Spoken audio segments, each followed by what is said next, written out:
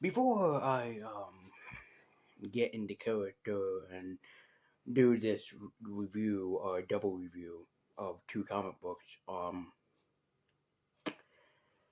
someone very big in the comic book YouTube name has passed away on June 8th, and that is Benny Potter, the Comicstorian or Mangastorian.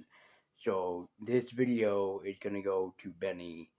Without him, man, I don't even think that the comic and manga review on this channel would be um, here if it wasn't for him.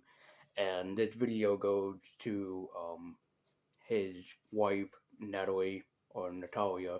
I think that his wife's name is Natalie.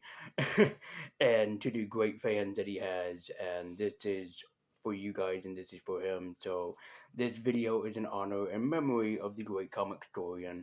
So please enjoy, and before the video begins, feel free to have yourself, to pause this video, have yourself a moment of silence to the great Comicstorian. So to Benny, this one is for you. To the Comicstorian fans, this one is for you too. Because again, without him, I would have never have gotten back into comic books or manga in as a total. And this video goes out to him. So please enjoy and pay respect to the great Comicstorian. So with that all said and done, let's begin the video in progress. Greetings, geeks and nerds. I'm Lady Universe and White and Nerdy, and it's time for another comic book review. As nobody voted for my favorite girl at all. How dare ye? But we're going to be taking a look at the strange origins of Ms. Marvel, since she's had a few. And if you remember the Ms. Marvel TV show on Netflix, and then also was one on CBS when the Marvel movie came out, which I still want to see, by the way. We're going to be taking a look at her terrific origins, both of them. Her first one written by G. Willow Wilson, and the second one written by, oh god, I'm gonna butcher her name, Saladin Ahmad. So we're gonna be taking a look at Ms. Marvel Destined and Ms. Marvel Ms. Marvel No Normal. But we're gonna start things off, of course, with No Normal. This was her first debut appearance into the Marvel Universe, and this was how she became a symbol of Marvel and one of the most famous Marvel superheroines of all time. Which is why, pretty sure people haven't noticed that I'm a fan of hers. Didn't know if anyone noticed. But anyways, let's dive into the origins of the woman who changed comic books and who also has a huge impact on the world. So let's dive in first to Ms. Marvel No Normal. Before we get into the actual review, I'm not a fan of the cover. I mean, it's Kamala without the face, with the Ms. Marvel symbol on her shirt, and dressed in fashion. I'm not a big fan of it. Anyways, we open up actually to Kamala Kahn, a living in New Jersey who is a Pakistani who just happens to move into the big city, and Kamala is looking at delicious sandwiches to eat with her friends. As Kamala is a great character because what we see, she daydreams about being an Avenger, she daydreams about being a superhero, but at the same time, while she's doing all the daydreaming, her parents want the best for her, and mostly they are kind of on her ass and kind of being like, you need to be out there in the world, and we expect great things from you, and everything like that. And she tried to prove her best from her, but of course, she still had problems with her parents. But similar to the origin of the Great Static Shock, once Kamala goes to a party, she is attacked by Terrigen Mist by the Inhumans. The Terrigen Mist suddenly swarms in and changes Kamala forever, same with the people that were there. The Terrigen Mist either had an effect on them or just straight out killed them as Kamala passes out, to where either she actually dies or hallucinates that she meets three of the Avengers, Carol Danvers aka Captain Marvel, Iron Man, and also Captain America, aka Steve Rogers, and Hedgehog, Mole for some reason. So I'm believing that Kamala is indeed tripping balls. But our young superhero soon finds out that yes, indeed, that she can shape shift, she can actually change forms, and somehow she notices that she can do this right role. And also the form that she takes on is of course of Ms. Marvel, the original Carol Danvers, which of course she cannot control her abilities, but Ms. Marvel has the power basically to super stretch, sort of like Mr. Fantastic, except her powers are a lot different in that category. So Ms. Marvel decides, or Kamala decides, screw it, I'm going to be a superhero. So she transforms herself into the form of Carol Danvers, and basically that would be a copyright law now. And yeah, she becomes a superhero, but people realize that, hey, Carol doesn't have the same power that she's supposed to have, like shooting energy blasts and being super strong and being able to fly. She can just stretch her body really far. Since when did that ever happen? So she decides that, yeah, I'm going to take on being a superhero the best that she can and disguises herself, which I suppose that she does this so nobody will figure out her secret identity. Well, cool enough, I suppose, but it's still like, except I know this is the Marvel Universe, but you'd be looking at a lawsuit if this was a different comic book. But Kamala's life isn't easy for her, but she still decides that screw it, I'm going to become a superhero. So she tries to step in the way of a mugging happening while transforming herself into the other form of Carol Danvers, Captain Marvel this time around. Everything seems to be going well for her. She ends up holding off the mugger until unfortunately she is shot with a great big blam echoing in the distance as Kamala is suddenly shot and is bleeding. And if this was the real Carol Danvers, that actually wouldn't be happening because of her superpowers. But as Kamala gets her best friend to help her out, she suddenly realizes, I'm fine? Where did the bullet go? And even her friend is confused about this, wait a minute, you were just dying about a minute ago. How did this happen? And it turns out that basically, like what Monkey D. Luffy, her body is encased of rubber. Well, super stretchy material, anyways. And she still decides to be a superhero, but her friend is worried about her basically because she's sacrificing her life every single night. But Kamala insists that she wants to keep this up and do what's right for Jersey City and become the superhero that the city needs. So she decides to make a makeshift costume, and hey, for a makeshift costume for the original, it's not too bad, and it's still one of the iconic costumes that we can see to this day. As she tries to stop a raping in progress, mugging is not quite clear. But yeah, she ends up choosing her own costume, which becomes one of the most iconic costumes in the Marvel Universe, kind of similar to Captain America and Spider Man in that category, and even Iron Man. And she goes around trying to stop crimes and everything until she notices that there is a major crime that's actually happening with somebody that's basically selling like cyborg implant parts, and that is a no no.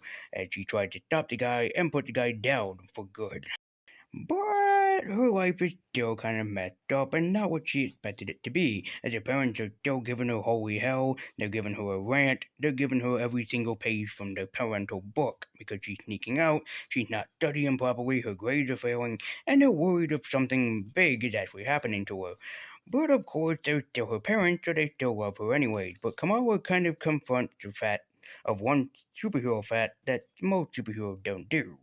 Should I tell them the truth, or should I keep my identity a secret? So, for the latter category, at least for the time being, Kamala decides I'm going to choose the latter half and keep my identity a secret. As Kamala finally chooses her unique abilities and her unique costume and temporarily challenges her abilities that she had basically multiple, being an inhuman. And yet she takes down the bad guy that she always wanted to and is celebrated as a superhero, ending Ms. Marvel no normal. So right off the bat, we all know that Ms. Marvel was chosen to be an inhuman, and that was actually the true point. And I also like that her origin is kind of similar to Static Shock in a way. A freak accident happens, she doesn't seem like she survived it, and then suddenly gains superpowers out of it, and does the right thing by becoming a superhero, which is great.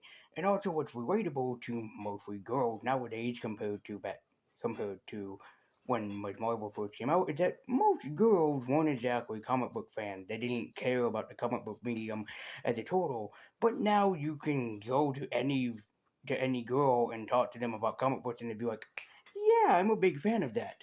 Even if it's like romance stuff or even superhero stuff. So we're gonna head over to the magnificent Ms. Marvel series with her second origin here with Ms. Marvel Destined. So in No Normal, she was told that she was an inhuman. But what is she exactly in Destined? Let's dig in and find out. By the by, I gotta say, I love this cover, as it is a direct reference to Spider-Man 2, and that's not a bad thing. That's actually a great thing with Ms. Marvel being a sucker fan for comic books. This totally, completely makes sense. I love it. Anyways, we open up with Ms. Marvel taking down an enemy in Jersey City. What's he doing there? Why is he there? Why is he wearing a mask like it was straight out from the Black Phone? Not really explained. But Ms. Marvel ends up taking down the big criminal anyways. Which, of course, as we see, she still had problems with her parents. Says that, yes, she still has school, which is still being screwed up for her. She's still sneaking out. And her parents are still worried about her. So, to the fact that they actually end up grounding her. But Jersey City's not going to protect itself, as a werewolf wielding a giant mace is attacking. As Miss Marvel rushes to the rescue and ends up trying to save everybody that she can, and while fending off the gigantic beast. So she does a good job at protecting the city from strange creatures that keep attacking it, but they change into some blue goo type of deal then, or maybe toothpaste. As Miss Marvel questions what's going on as she uses her friend to try to help her in figuring out, say, wait a minute, why is this all happening? This is very weird and very strange. As when she goes home, something even creepier actually happens as she rushes home to her parents to find them melting because her parents had been abducted by aliens. Because comic books. And of course, like any child would, Ms. Marvel gets very worried about her parents, wondering if they're alright, wondering if anything has happened to them, wondering just what in the hell that she can do to actually save them. And it's a wonderful transition of a great superhero, someone who's worried about the people that they actually do protect. And it's a great one. Until she wanders into a place where her parents practically last seen and runs into a three-headed frog creature. Just take this all in, 'cause this is weird for me too. But she ends up smashing the creature down by turning giant size, and actually does find her parents hidden inside of a giant egg, which her parents confused because now her basically secret identity is revealed to the world. But not only that, she's found by alien creatures who actually tell her that, yeah, she's one of the destined one and one of the chosen one to be on the form of this great category. Says, yes, Miss Marvel with their costume is believed to be a chosen and destined great one of alien mythology. All hail the blue one. I'm saying, and why are you encouraging this? All hail the blue one! All hail the blue one! All hail the blue one! Oh, come on, you know how to do that. So, but yes, Miss Marvel's destiny is truly chosen among aliens, as her parents argue about this. Mostly her mother contends to argue about this. But she is taken in with the aliens and is treated quite well, at least at first. Everything seems to be peachy keen, and she seems to be the destined protector of the realm, protector of this world, and protector of the alien kind. But as of every superhero cliche, she ends up finding out from another alien being that trusts her that, yep, we're not actually trustworthy. We're actually trying to trap you here so we can kill you and basically take you and abduct your parents. But hey, you got to be the destined one for a day. And she truly kicks the guy's ass and pushes his face right into where it belongs. Trying to save her family from the alien abduction and the alien invasion that ends up going on, and is very confused about everything that's happening. Well, makes sense because Ms. Marvel, again, is only a teenager, so all of this being put onto her is pretty stressful nonsense. But not before an alien invasion rushes out, as the invasion force is on full force. Everybody is battling, fighting, and the aliens are soon going to be taking down Ms. Marvel and her parents once and for all. And she ends up fighting back pretty damn well, actually, too, which is surprising. She actually pushes back the alien forces as best as she can to protect her family and the aliens that believe that she is the destined chosen one. She is the magnificent Ms. Marvel. And then the destined one needs a new costume, so very similar to superhero films, she ends up getting a new costume, and actually it's pretty cool. I still prefer the Elite X-Men one that she got. Well, now she's on Ms. Marvel and the X-Men, but this is pretty cool too. I do like the dress aesthetic, and the silver on her isn't too bad. It all clashes together quite well, which is surprising. But yes, Miss Marvel is now a chosen one amongst the aliens. She's a great protector. She's technically a guardian of the galaxy. And she sees herself as the superhero that she's led up to be. And now, since that she's protector of the world and protector of the alien kind, her parents finally trust her and finally give her the acknowledgement that she needs. But still being a parent, they still want what's best for her and just tell her to always be careful and be safe while she's out there kicking bad guy ass and taking names. She ends up meeting Iron Man later, telling him all about the adventure that's happening. Remember, Ms. Marvel is technically a member of the Avengers by this point, and she ends up telling him everything, but she's quite worried, as Iron Man gives her some brilliant words of comfort that you can't be everywhere and you can't do everything, but you can still be the best damn superhero that the world needs. I mean, after all, you are part of the Avengers. It's a great and wonderful paragraph that Tony does tell Ms. Marvel that she does take to heart with Tony Stark being a friend, ending Ms. Marvel destined. And that's gonna do it, my friends. The different origins of Ms. Marvel was, of course, the exception of the TV series, which maybe at some point I will actually review if it ever goes on DVD, because I don't have streaming services. But anyways, yeah, I do recommend checking both of these books out, as both origins are pretty damn good. At first, I was upset by her alien origin, but then it kind of grew on me. As Ms. Marvel will always be one of those comic book characters similar to Spider Man, Captain America, Iron Man, who always maybe have their origins just tweaked just a little bit to kind of make things even more falling into each other. And let me know if Miss Marvel is one of your favorite superheroines, or if not, let me know who your favorite superheroine is in the comments down below, as Miss Marvel is definitely my number one pick, probably second to Spider Gwen, She Hulk, and of course, Shuri, the second Black Panther. But thank you guys so much for watching. I believe you know, I avoid nudie, keep eking on. Be sure to like, comment, and subscribe. Follow me at Twitter with a link in the description down below.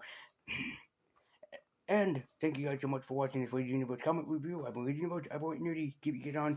And as always, and forever, guys, remember to keep your kid on and take care.